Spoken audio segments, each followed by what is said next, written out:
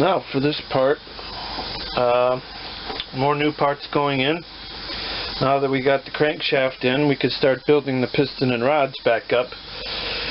This one survived almost. Got a big gouge there from when the other one blew, and a piece missing out of the skirt and everything. And the other one's completely blown up, so no reason to reuse any of that. So luckily, we have brand new ones, and they even came with the bolts. I didn't know if they would, but I'm thankful they did. Paperwork. Oh, lucky me. And both of the rods, connecting rods, are the same. One is marked out, and the other out 2, out 1. So we will need to pay extra special attention to which way and which piston we are working on. Luckily I had one good one still in the old engine. I took that one out as it laid. It says out 1. So I will make one look just like that and put it in that fashion. And we'll be replicating what we had. Luckily one of them survived that I can look at, otherwise I would need to study drawings and such and figure out which piston is 1 and 2.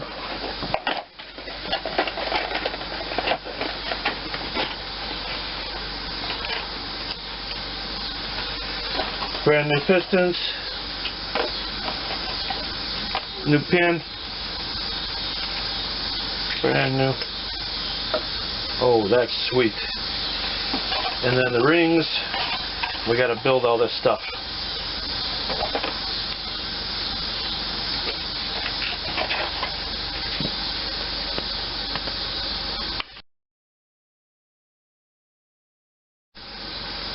And if you were wondering what was in the little package, like I was, that's the clips that hold the piston pin into the piston. This is only for packing and corrosion protection, I assume. The little brown paper, whatever that is. Chemical treatment.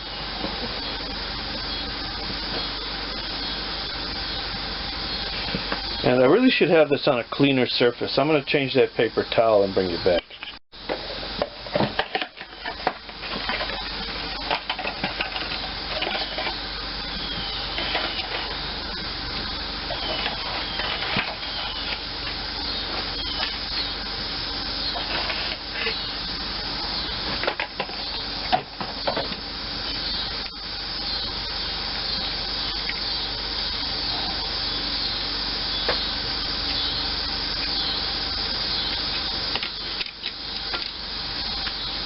Come on.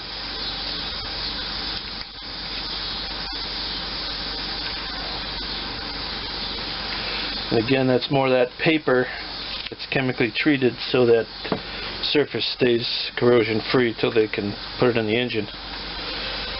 They don't know how long that stuff's going to sit on the shelf.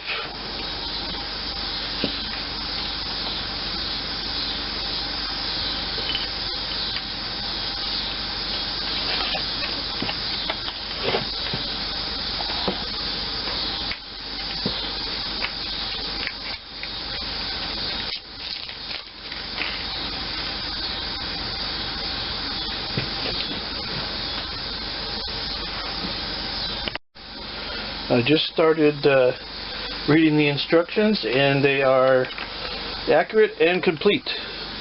Obviously,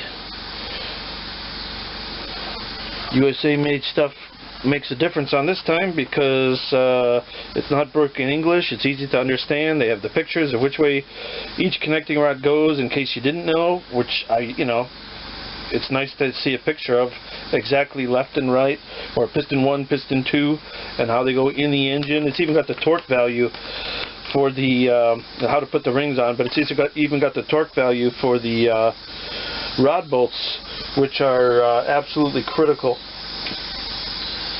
So kind of neat.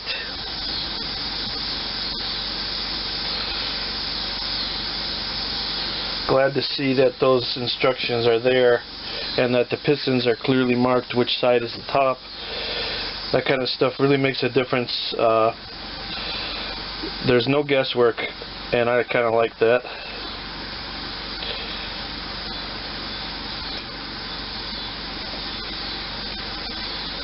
That was the first oil control ring.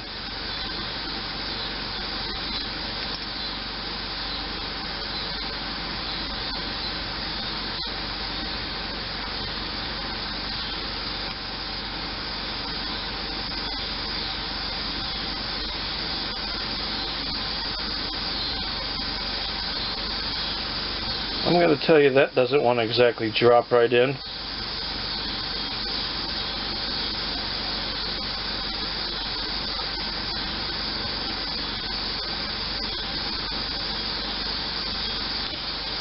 Figure out what I'm doing wrong, I'll bring you back.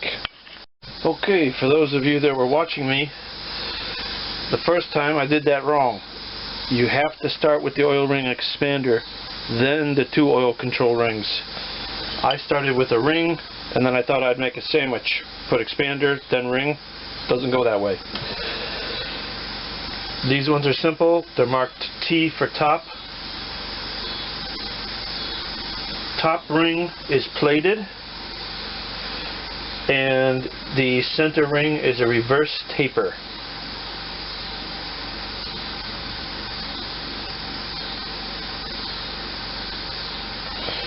And they should be marked T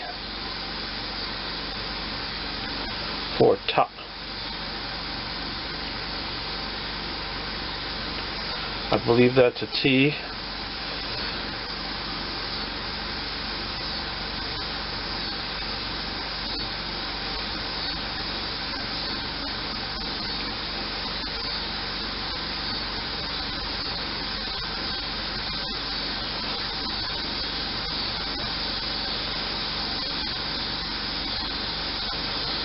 Marked with an R, not a T. Top ring, reverse taper.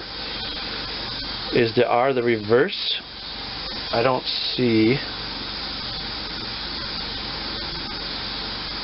I will get a magnifying glass.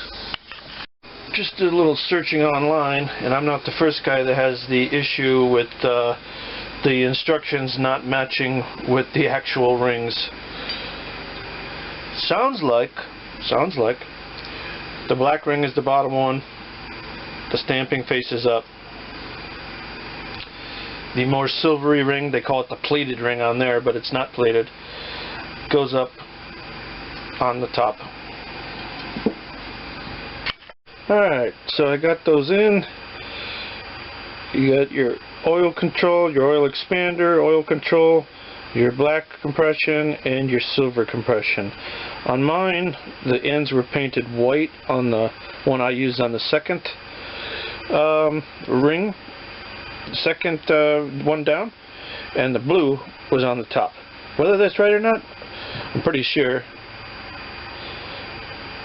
Just in case, I just wanted to record what I did, good or bad. I'll just do the other one like that. Alright, next thing I gotta do is make it look like this for this cylinder. Out one, and the notch is down. That notch is down. But before I put it in there, I gotta put some oil on that. You really probably should use engine assembly lube if you're concerned about oil at startup. It's thicker, and if you're not going to start the engine for a while, it's probably a wiser choice than just any oil you can find.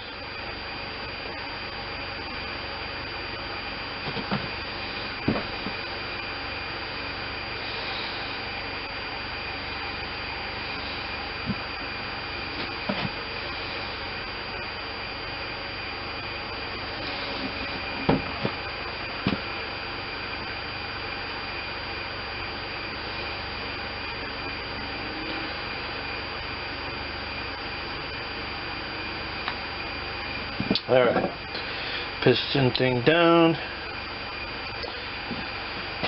More oil.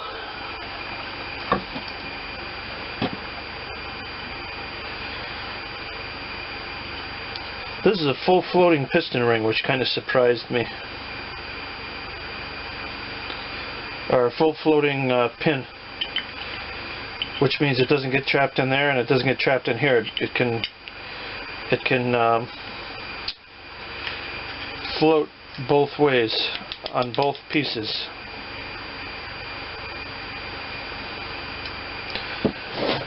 Now, before I put that one all the way in, I'm going to try to get one of these put in. I'm going to get a little pair of pliers to help me with that.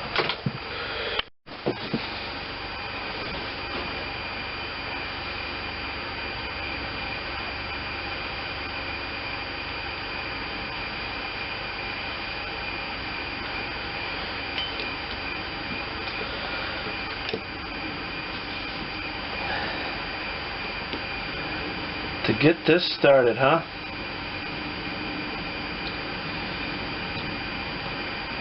There we go. I got it in one side.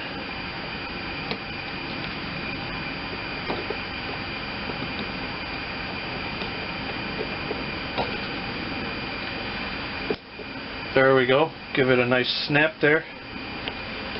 Put the pin all the way back. And I'm facing the end away from the hole there.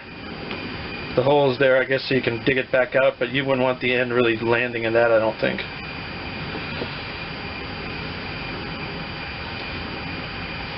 Tipping it so one side gets started. Then I'm going around in that area, pushing it, and trying to get the left. And that just went shooting across the shop. Plan B.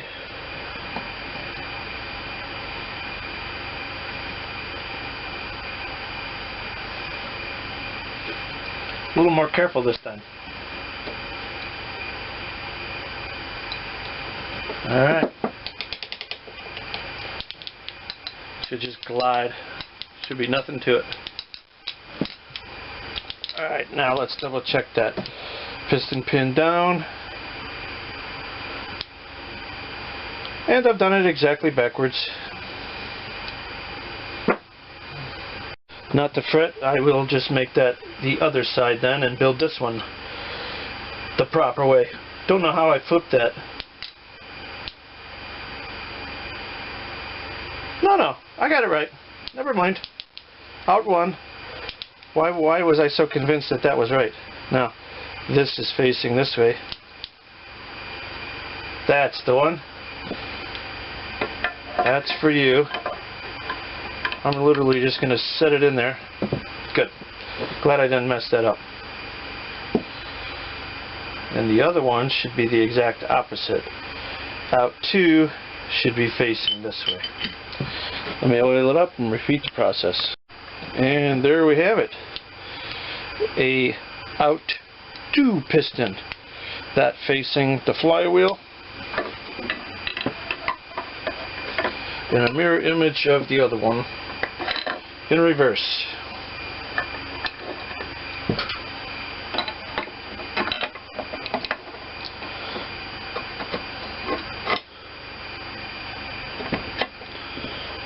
Set those there.